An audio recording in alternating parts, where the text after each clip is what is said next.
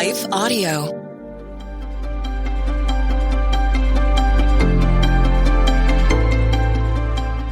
Welcome to the Crosswalk Devotional. We're glad to have you listening with us. Today's topic is about bouncing back by grace after a big mess up. We'll return with the devotional after a brief message from our sponsors.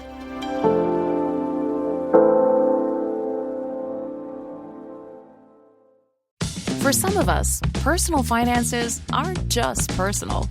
They include loved ones, neighbors, the communities we call home, and the causes we hold in our hearts. At Thrivent, planning your finances is bigger than just money. We help you put your plans into motion and faith into action so you can do more for the ones in your heart. Because sometimes all you need to make a difference is someone to help you make it happen. Thrivent, where money means more. Connect with us at Thrivent.com. Have you ever wondered, is the Bible true? For 3 millennia, seekers of all kinds have asked this timeless question. Now best-selling author, entrepreneur, and philanthropist Mark Gerson offers a unique answer through social science. In his groundbreaking new book, Gerson reveals the 21st century social scientists are asking the same questions that the Bible has been answering for centuries. And his conclusion? The Bible is true. Absolutely, comprehensively, and enthusiastically true. Through this monumental work, Gerson connects biblical wisdom with practical modern issues covering topics like how to choose a spouse, building a happy marriage, raising confident children, overcoming adversity and fear, succeeding in business, and much more. And the best part? All author proceeds benefit African Mission Healthcare, a nonprofit Mark co-founded, bringing life-saving care to millions through Christian missionary physicians in Africa. Order your copy today at www.godwasright.com.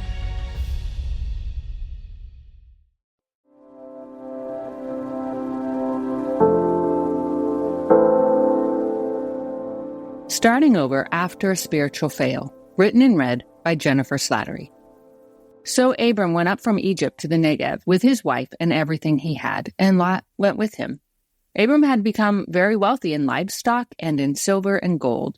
From the Negev he went from place to place until he came to Bethel, to the place between Bethel and Ai, where his tent had been earlier and where he had first built an altar. There Abram called on the name of the Lord.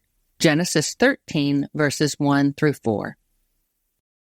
Sometimes I struggle to live anchored in grace. I've done a lot of things I regret and sadly wounded those I love. While I've confessed and apologized for those things, sadly, I can't unspeak words spoken or go back in time to handle situations differently. But thanks to God's grace, each day I do receive a do-over, a chance to stop in the middle of an argument, a selfish act, or whatever dysfunctional behavior I've slipped back into, to live more consistently aligned with Jesus.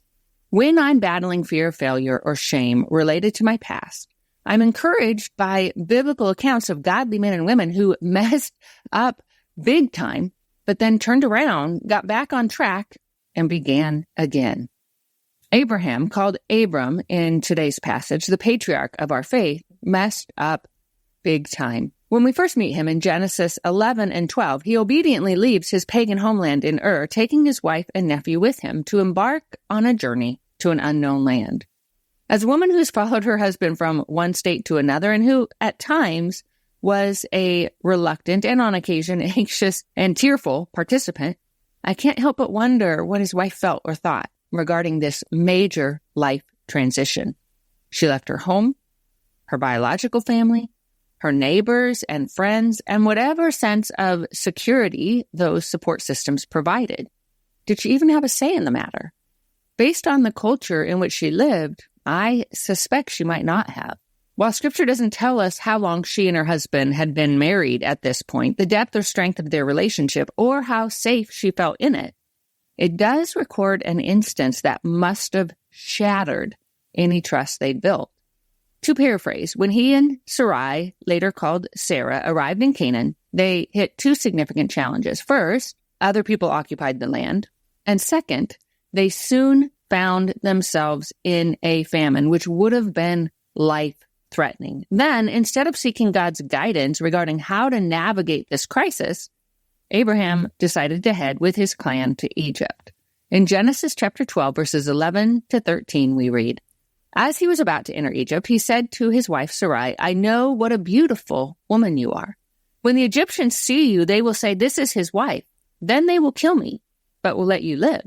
Say you are my sister, so I will be treated well for your sake, and my life will be spared because of you. In other words, this isn't a safe place. We're going to encounter men so consumed with lust, they'll kill me to get to you. His plan? To abandon his wife, to protect himself. When we allow our fear rather than God to lead us, we tend to behave in hurtful ways, as Abraham did. Because of his quote-unquote brilliant solution, Sarah soon found herself taken to the palace by the most powerful man in the nation. Pause to consider how you might feel in a similar situation. Would you feel betrayed and afraid? I would. Keep in mind, the Pharaoh wasn't inviting her over for conversation and tea. Genesis 12:19 tells us he took her to be his wife. Thankfully, God came to her rescue before she was violated. What relief she must have felt when Pharaoh released her untouched and told her and Abraham, called Abram at this point in the story, to take their belongings and leave. But oh, the pain they must have carried with them. For Sarah, the sting of betrayal, and for Abraham, the sting of regret. Intersecting life and faith. Do you see the beautiful truth tucked within today's passage? Scripture tells us after Abraham's colossal failure as a husband and a man of God, he returned to where he first built an altar to commemorate his encounter with the Creator, and there he called on the name of the Lord. This is a biblical idiom denoting faith and connection. Abraham returned to the Lord and his ways. Thanks to Jesus and the price he paid for our salvation, we always have the opportunity to do the same. Regardless of how far we've wandered or the mistakes we've made along the way, each day we can begin again and again and again. As Scripture promises, God's mercies are new every morning. So long as we continually turn to Him, He will teach us to break free from our shame, to live more consistently in His grace, and more fully aligned with His will. The Crosswalk Devotional is a production of Lifeaudio and Salem Media. If you liked what you heard today, please take a second to rate and review this podcast in your favorite podcast app, so that more listeners like you can find the show. For more faith-filled, inspirational podcasts, visit us at lifeaudio.com.